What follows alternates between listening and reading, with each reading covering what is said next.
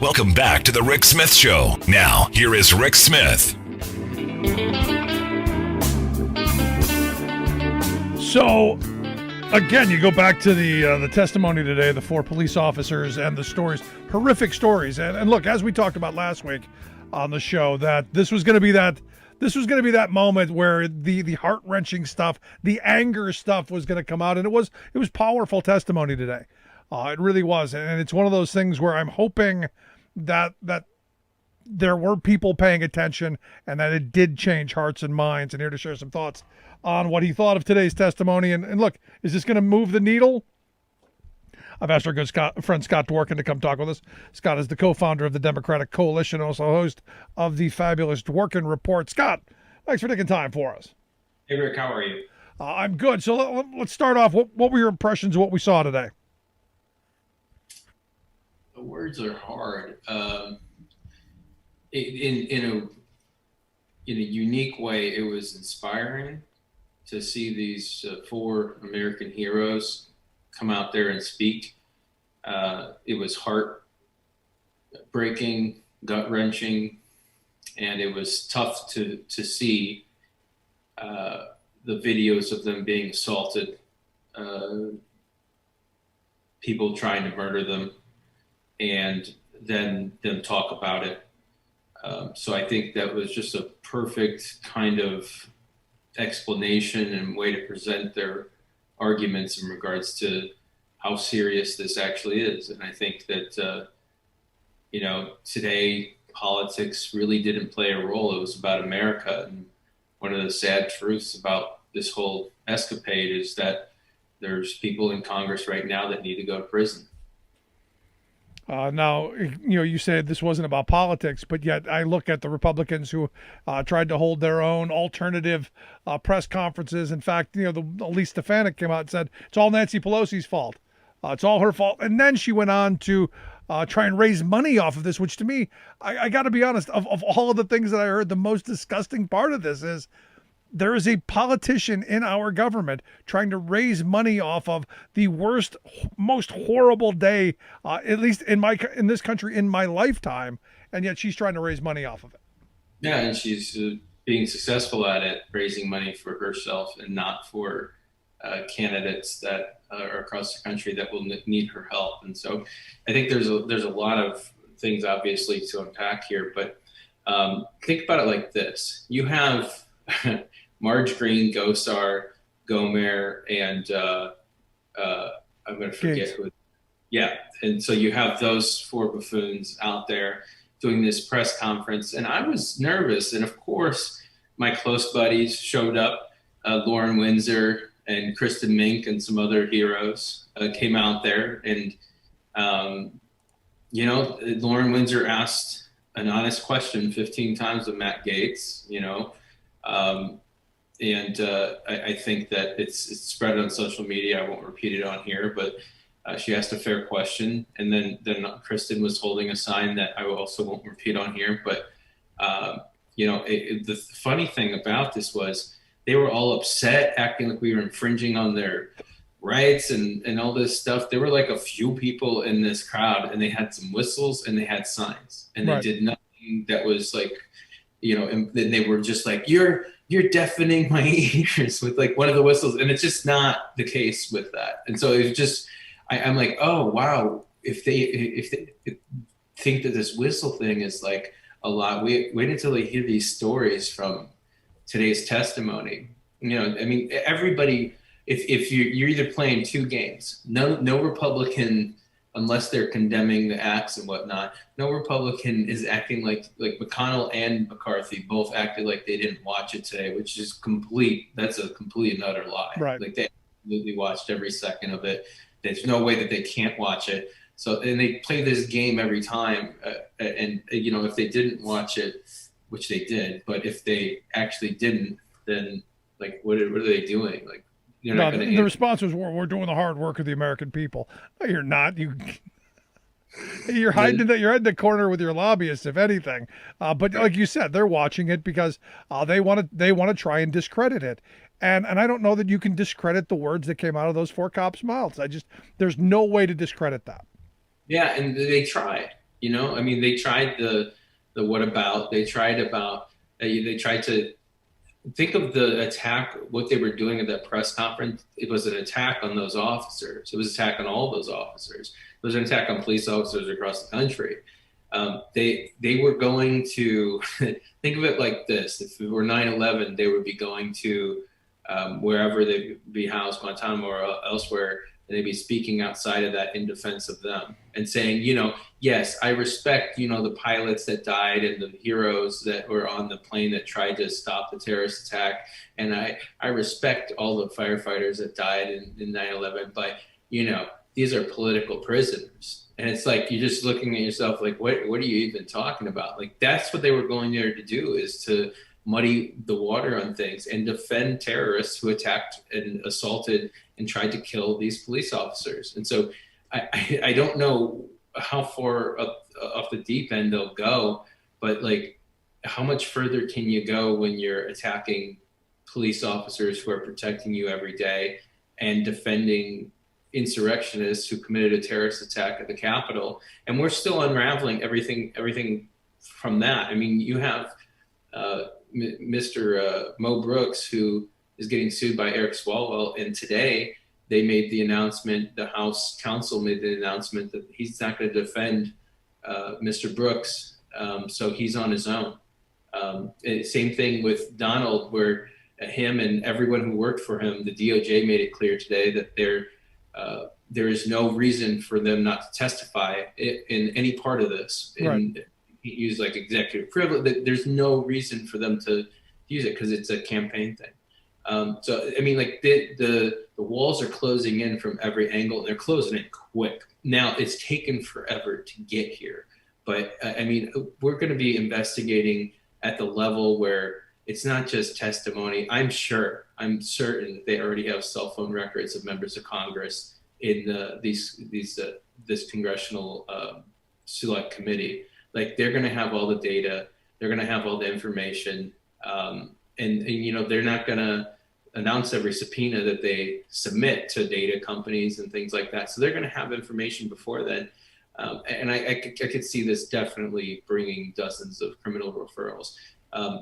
This is where we're going to uncover the public sentiment that forces either resignations or indictments of public figures, people who are elected officials. Because at this point, I don't see a way for them to dig themselves out of it. Like, yeah, but this is where you and I disagree on a lot of things. I never thought the former guy was ever going to resign. I don't see a Republican ever resigning because their base doesn't care about what's going on, and I think they still believe that their base is going to save them. So I don't see resignations coming. The only way I see that them being taken out of office is in handcuffs, perp walked, and put into jail. Yeah, I mean, when I say resignations, I mean there's a situation that happens and maybe they're close to indictment, or there's some kind of criminal walls closing in, and then McCarthy would say, resign or I'm going to force you out of office. Like, and so they don't have a choice. So it's not really a resignation. It's a firing by a resignation. So it would not be something that they willingly do. I don't expect them to willingly do anything. They will stick it around as long as possible to grift off of their sad supporters, and it's really just pathetic. It's gonna get worse. Like, they're already talking about acting like some of the heroes were not at the terrorists. So I mean, like, and they're fundraising off of that as well. They're like, oh, they're calling us terrorists. Well, I mean, I can't just run around calling people terrorists. Like, you can't just do that. But legally, that's what they did. That's what they are. And so you can call them terrorists. And Officer Hodges went through the definition of terrorism today and laid it right out. I mean, it was very clear. This is what these people are. They're terrorists. They weren't white people. Thousands of people would have died that day. Well, actually, backtrack. Their doors would have been kicked in by the FBI before it even happened. You know what I mean? Like, this is like a really white privilege on steroids, what happened that day. And they thought they were so entitled because Donald invited me here and I can break into this house and I can break your face and I don't care if you have children. Oh, you have 4 girls. Well, maybe we'll let your partner drag you in the hallway calling for a medic because it was a war zone. You know what I mean? Like, this is not something that I've talked to a lot of police officers about this, even those that testified today, some of them. And it's absolutely heartbreaking to see over and over again the disrespect. And I was so happy to see the reality come in today. You have Officer Fanone, who sat there and slams his hand on the table because of the disrespect that they're being shown by lies and whatnot. And so, he was obviously angry. That was not planned, but it was just so pure. And we hear some other folks trying to criticize it already, like, theater actors kind of thing, and it's just not going to stick. You're right about that. There's just no way to really attack them in a way that's viable. And these are not going to be the only testimonies we hear. What's really going to be interesting is when we have Mark Meadows, possibly Mike Pence, and others. But this is not, from what I've heard as well, they're not going to allow long court battles, long subpoena battles. Keep in mind that the DOJ has their back on this, and so enforcing subpoenas will be very clear, and people will get arrested if they don't show up. So this is not a game. Real people are back in control. If Trump were in the White House still, then I would believe that the DOJ would not take any action. Probably would have never indicted the insurrectionists, obviously. Yeah, but I've taken the position. I don't think you're going to see a member of Congress testifying. I don't think we're going to see Mike Pence testifying. I can guarantee that we have. Yes, there will be members of Congress. And you think that the subpoena process is going to work fast enough as they challenge them to the courts to get them in the seats? I think that they'll accept, and they won't. I think that they'll have a time frame where they have to accept by, and they know the road. They don't want to go down the road of having to get a subpoena. They want to act like they agreed to do it and that they were wanting to play ball. Because, think about it. They're going to sit down there. They're not going to be roasted by like Jamie Raskin. They're not going to be like grilling them. They're going to be asking information based on the facts that they've received, because the only reason that they're going to have them testify is that they have reason to do so. Right. So they got to have evidence to back that up. See, because need them to testify. I hope you're right. I hope you're right, but I just don't see it. I don't see anyone putting themselves in that position under oath to have to tell the truth, the whole truth, and nothing but the truth. I'm just not seeing it. Especially as they're simultaneously trying to discredit the entire process as a partisan sham and a witch hunt. I don't see the Republicans. I just don't see it. If you have partisan, it's America versus un-America. I'm right there with you. We're the rest of us versus the terrorist party. I get that, but they're playing for their base.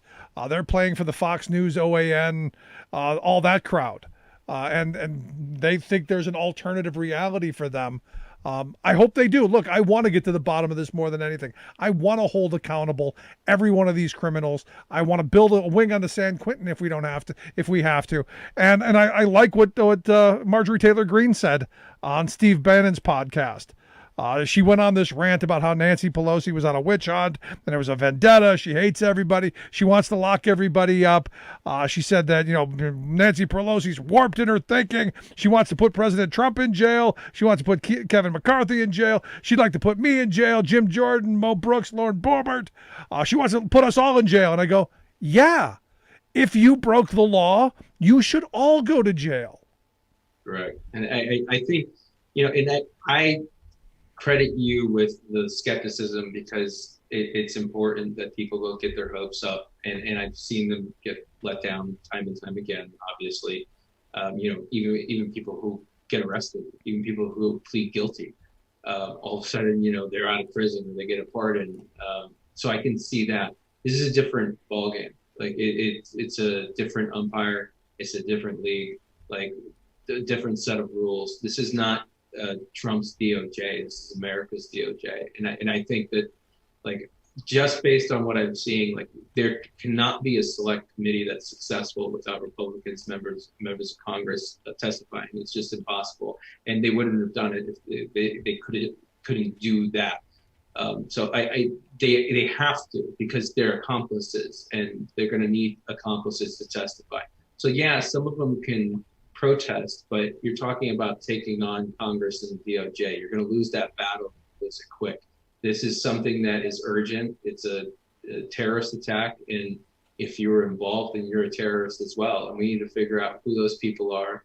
And if they don't, then they need to enforce the subpoenas and arrest them. Like that, it's really clear. Now, again, it would not have happened that way. That's why they never could really enforce subpoenas under Donald's rule. So now it's a different game. You have the back of the DOJ. And I think that they're obviously turning in the way where I think about it like this: they already indicted and they've arrested different Republican members of Congress over the last 4 years, and so I wouldn't be surprised if the FBI were to get out in front of some of this stuff, and you would want then, if you were arrested and you were a member of Congress and you were arrested for something linked to January 6th, you would want to then try and clear your name or make up for it by testifying in front of the committee. So there'll be some people, I think, that get in trouble that will then want to testify in front of the committee to try and clear it up with America, or, play that kind of game.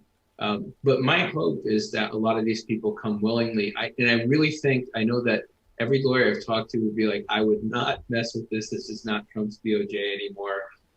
This is not fun for anybody. They can make it so that you're in deep trouble. There's different ways that you can enforce actions with finding people that don't want to come in. A lot of money, $25,000 a day, more, it can be made up. And so they're not going to be able to play the same tricks and games. Now, what I've said is, don't even give them the time where you send a letter and you're like, respond by this date. Be like, I need you to respond by like tomorrow or this afternoon, or else you're going to get a subpoena. Some people you shouldn't even ask. Some people, don't waste the time. Don't waste the back and forth. Maybe say, hey, send me something back in an hour, or we're going to subpoena you. So who do you do that to? Is that Marjorie Taylor Greene? Is that Gates? Is that Jordan? Who is that gets that now, or here's the subpoena? Donald Trump. Like, he's the first person that he has to testify. Like, if he chooses not to testify, that should be enforced. Like, that should be the main person. He is the bin Laden of the January 6th terrorist attack. Wow. So that's a statement. The former guy, the bin Laden of this attack. Absolutely. He was the architect of it, and he was the director of it, and he wanted it to happen. He allowed it to happen. Think about, if he didn't want this to happen, how loud he could have been real quickly. He wanted this to happen. He wanted people to die. He wanted reasons to stop the steal. You know what I mean? He wanted lawmakers to be murdered. He wanted a lot of people to be hurt, and then him declare martial law or something, anything that could extend time, anything that could slow down the vote or end the vote. I mean, he was willing to do anything. He let the Capitol be under attack. One of the loudest guys ever existed in the world sat there and let the Capitol get attacked by his own people because he wanted them to. Yeah. He incited them to. Every police officer today said the same thing. All of them said Trump invited them. And that's why they were there. And that's why Ashley Babbitt's dead. And that's why Brian Sicknick is dead. That's why the two other officers committed suicide. This is why 7 people died that day and the days after. So it's serious business. I think again, the humanity is going to be reinstated. And today was just a showcase, because it was so heartbreaking, but at the same time, it inspired me in a positive way, where it was like, it lit a fire in me that I haven't had since we won the election in November. And I was burnt out at that point. So we're talking about like 2018 after we won the House. It's been a long time since I felt like we're on the right track. We're getting to the truth here, and there's no distractions. And when they tried, they failed miserably, and they were embarrassed off, running off to their cars by whistles. You know what I mean? Like these are cowards. These are un-American traitors. And they would. The only way to compare them to as a terrorist attack is Bin Laden was Trump. And that's just the fact here. There is no other person they would have gone there for. There is no other person that they would have hit a police officer for.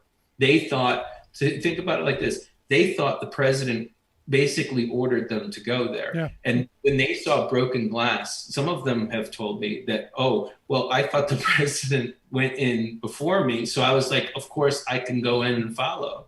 Like some of them actually were so delusional they thought that. And then they start walking around in a circle. They're like, wait. And it's kind of like their brain wakes up. And then when they get arrested later on, it's like, but I didn't mean to. This guy told me to. And then he acts like I've never met this person. And I, find people or whatever, but he's not bailing them out. Yeah. So going back to this Trump testifying thing, because I've put that, personally in the realm of the impossible. You're saying it's likely. What do you put that percentage at? I think that what could happen is he's implicated in different crimes, and then he would want to try and clear his name. He'd just end up digging himself a bigger hole. So in order for him to testify, two things would need to happen. There need to be an enforceable subpoena based on evidence that had been gathered, or he'll have to have been indicted by the DOJ or someone else, and him be then compelled to testify as part of a plea deal or something along those lines. So there's a lot of ways to leverage this to happen. There's no way for it to be based off the New York testimony or whatever, because that's state versus federal. But there's a lot of ways to be creative with this. He's a former president. He's not a current president, and he's not exempt. And the DOJ made that clear that no federal employee is exempt from testifying, and that was crystal clear. And he is a former federal employee. Interesting. And so that's what he served as. So I know it seems that way, but like, I would guess that he is criminally implicated before there's a chance for him to testify, and at that point, people won't be interested in what he has to say. Right, but here's where if history tells us anything, we didn't go after Nixon, we let him off. We didn't go after Reagan with the Iran-Contra. Didn't go after George H.W. Bush and all the shenanigans during the Reagan years. We didn't go after George W. Bush for getting us into Iraq with the aluminum tubes and weapons of mass destruction everywhere. We didn't go after any of that. So history has shown us that we let sleeping dogs lie. We look to the future and not the past. So my fear is that this is another one of those things that someone like Merrick Garland, who is an institutionalist, can go. We're just going to leave the past and move on, move forward. Am I wrong? No, we didn't have a lot of things that we have now, and including the resistance and including the organizations that we have now. I mean, they're outnumbered by a vast majority. And I think, especially with January 6th, it's not the same kind of thing. People are dropping off real quickly in regards to this. I mean, Fox News and Newsmax covered it as news today, live.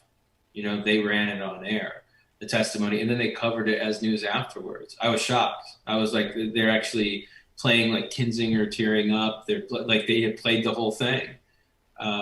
I think that this is going to be shocking to a lot of people, how simple some of these answers are going to be, where members of Congress and their staff maybe didn't even surveil for them or take them around the Capitol because they had, a 1,000-piece Lego set. Like they had a bunch of different models of the Capitol. I'm sure that they have architecture of the Capitol.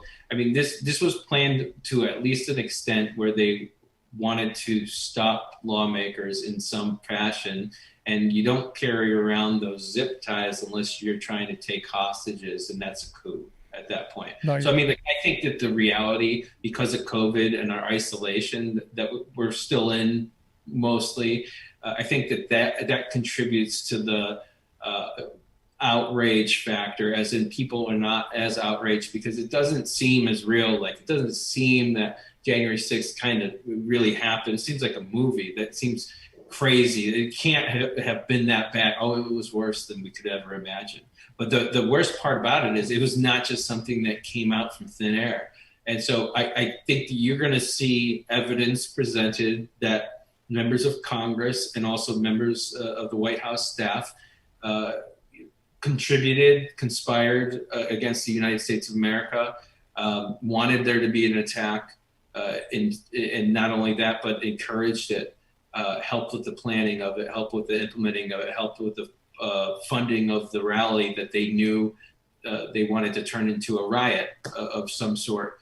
And all you do is you have 10 different barking people at different entry points along the Capitol where, there's a person that basically leads the charge with everybody and everybody else would just follow. They had people on megaphones in different areas where they're like, go to the middle of the barrier. They knew how to take things down.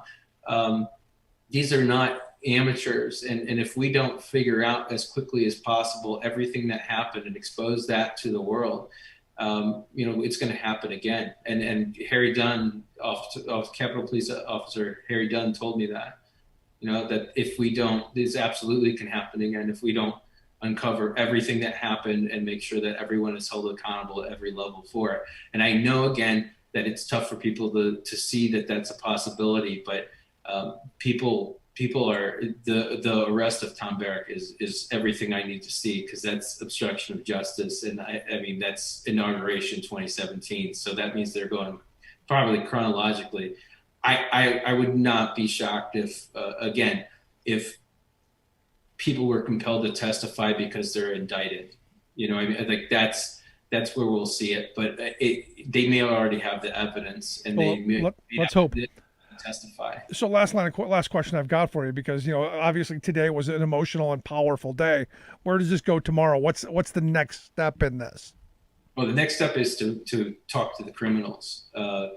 You're also going to have, there's a couple different things. One is you can stay down this route where you then talk to staffers, you talk to members of Congress who were threatened about their hiding spaces and what they were doing during the time of. You move into other law enforcement officers like Eugene Goodman and his experiences. You work around people that organize the event. You get them to testify, because at some point it's not going to be the emotional aspect of it and the trauma. It's going to be the criminals that have to testify. And that's where we're going to pummel towards pretty quickly. But first, they're going to want to uncover, people's experiences while they're getting their ducks in a row legally to make sure that they subpoena these people, they're enforceable, or they know that this is not a joke. You have to testify. And I'll just say this: if Hillary Clinton was forced to testify, then absolutely they'll be able to figure out a way to get Republicans to testify, because Hillary had like the best lawyers in the world and whatnot, and she still had to testify. And I think that maybe not Donald right away, but Mike Pence and all the way down. Absolutely. Yeah, I think we need to know what they knew, when they knew it, and all of that. And I'd love to hear what Mike Pence's thoughts on Trump basically throwing him under the bus, and the beloved crowd wanting to hang him in the outdoors. There's so much to this, and as it continues, I hope you'll come back and share some more insight and more thoughts on this. I appreciate the time, Scott. Sure, thanks, Rick. Good stuff. Our good friend Scott Dworkin. Seriously, I mean, I want to get to the bottom of this, but the skeptic in me keeps going. Sadly, we're going to end up where we've been multiple times before. Hopeful. I want to see the Donald on the stand, because I wanted to see him try and outsmart everybody. But we'll see. Love to hear your thoughts. You can email me, rick@thericksmithshow.com. Quick break. Right back. Stick around. You're listening to The Rick Smith Show.